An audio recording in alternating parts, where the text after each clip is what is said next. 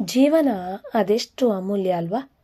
ಆದಷ್ಟು ಅದನ್ನು ಸದುಪಯೋಗಪಡಿಸಿಕೊಳ್ಳಿ.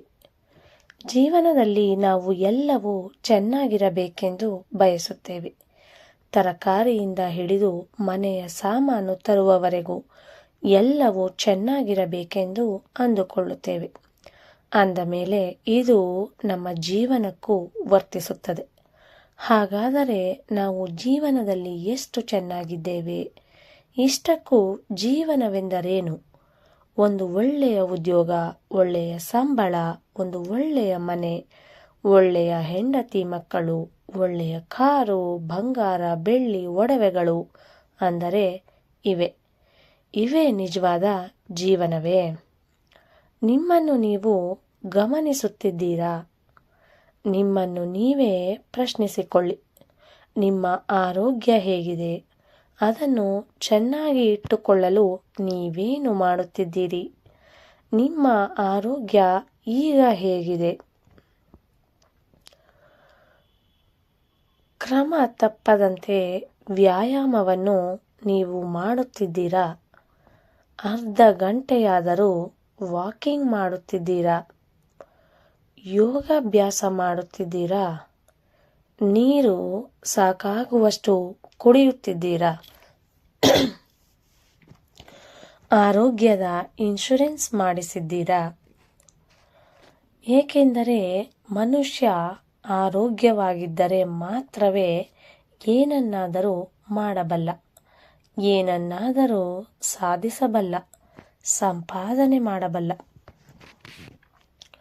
ಹೊಸದಾಗಿ ಬರುತ್ತಿರುವ ತಾಂತ್ರಿಕ ಗ್ಯಾಜೆಟ್ಗಳ ಬಗ್ಗೆ ತಿಳಿದುಕೊಂಡಿದ್ದೀರಾ? ಏಕೆಂದರೆ ಪ್ರತಿಯೊಬ್ಬರೂ ಈ ಬಗ್ಗೆ ತಿಳಿದುಕೊಂಡಿರಬೇಕಾದದ್ದು ಈಗ ಅವಶ್ಯಕವಾಗಿದೆ. ಏಕೆಂದರೆ ನೀವೊಬ್ಬರಿಗೆ ಇಮೇಲ್ ಸಂದೇಶ ಕಳುಹಿಸಬೇಕಾಗಬಹುದು. ವಿದೇಶದಲ್ಲಿ ನಿಮ್ಮ ಮಕ್ಕಳಿದ್ದರೆ ಅವರ ಬಳಿ ಮಾತನಾಡಬೇಕೆಂದರೆ, ವಿಡಿಯೋ ಕಾಲ್ ಮಾಡಬೇಕೆಂದರೆ ನಿಮಗೆ ಈಗಿನ ತಂತ್ರಜ್ಞಾನ ಸ್ವಲ್ಪವಾದರೂ ತಿಳಿದಿರಲೇಬೇಕು. ಆ ಸಂತೋಷದಲ್ಲಿ ಸಮತೋಲನ ಎಷ್ಟು? ಇನ್ನು ಆಫೀಸಿನಲ್ಲಿ ನಿಮ್ಮ ಉದ್ಯೋಗ ಬಾಧ್ಯತೆಗಳನ್ನು ಎಷ್ಟರ ಮಟ್ಟಿಗೆ ಸರಿಯಾಗಿ ನಿರ್ವಹಿಸುತ್ತಿದ್ದೀರಿ? ಆಫೀಸಿನ ಒತ್ತಡಗಳನ್ನು ಮನೆಗೆ, ಮನೆಯ ಒತ್ತಡಗಳನ್ನು ಆಫೀಸಿಗೆ ತೆಗೆದುಕೊಂಡು ಹೋಗದೆ ನೋಡಿಕೊಳ್ಳುತ್ತಿದ್ದೀರಾ? ಅಥವಾ ಕೆಲಸದಲ್ಲಿ ಲೀನವಾಗಿ ಕುಟುಂಬವನ್ನು, ಮನೆಯವರನ್ನು ಅಲಕ್ಷ್ಯ ಮಾಡುತ್ತಿದ್ದೀರಾ? ಕುಟುಂಬದ ಮಂದಿಯೊಡನೆ ಸೇರಿ ಆನಂದವಾಗಿ ಕಾಲ ಕಳೆಯುತ್ತಿದ್ದೀರಾ? ಅವರ ಜೊತೆ ಸೇರಿ ಯಾವುದಾದರೂ ವಿಹಾರಕ್ಕೋ ಹೋಗುತ್ತಿದ್ದೀರಾ? ಅದರಿಂದ ನಿಮಗೆ ಸಂತೋಷವಾಗುತ್ತಿದೆಯೇ?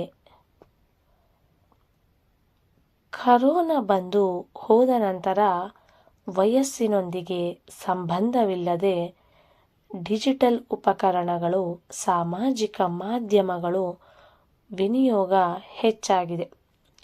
ಆದ್ದರಿಂದ ಮನೆಯವರೊಂದಿಗೆ, ಸ್ನೇಹಿತರೊಂದಿಗೆ ಬೆರೆಯುವಲ್ಲಿ ಬದಲಾವಣೆಗಳು ಬೀರುತ್ತಿವೆ.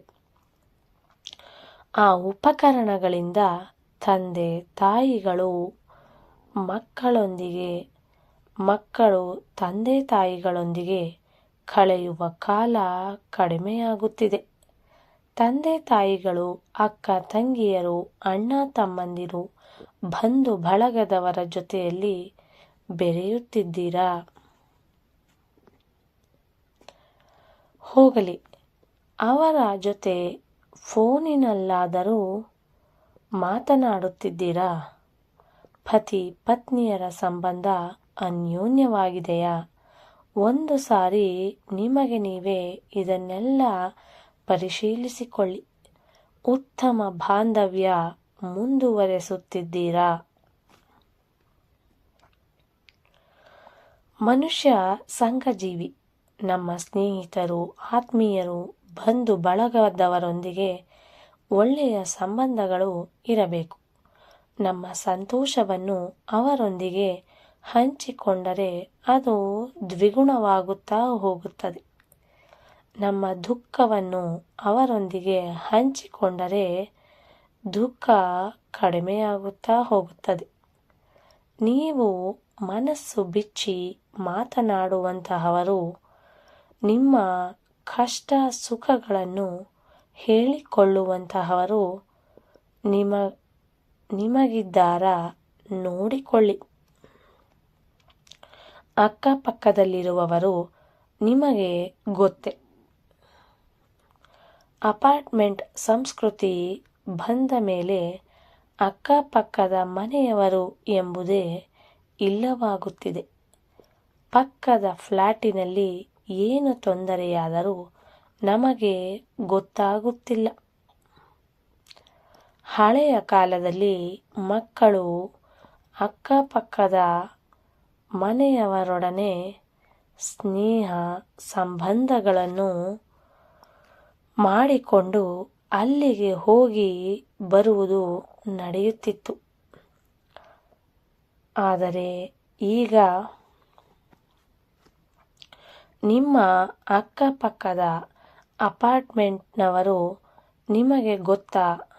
ಅವರೇನು ಕೆಲಸ ಮಾಡುತ್ತಿದ್ದಾರೆಂದು ತಿಳಿದಿದೆಯಾ ಎಂದಾದರೂ ಹೋಗಿ ಅವರನ್ನು ಮಾತನಾಡಿಸಿದ್ದೀರಾ? ಅವರಲ್ಲಿ ಒಳ್ಳೆಯತನವಿದ್ದರೆ ನೀವೆಂದಾದರೂ ಅವರನ್ನು ಹೊಗಳಿದ್ದೀರಾ? ನಿಮ್ಮನ್ನು ನೀವೇ ಪ್ರಶ್ನಿಸಿಕೊಳ್ಳಿ ಒಮ್ಮೆ. ಧನ್ಯವಾದಗಳು.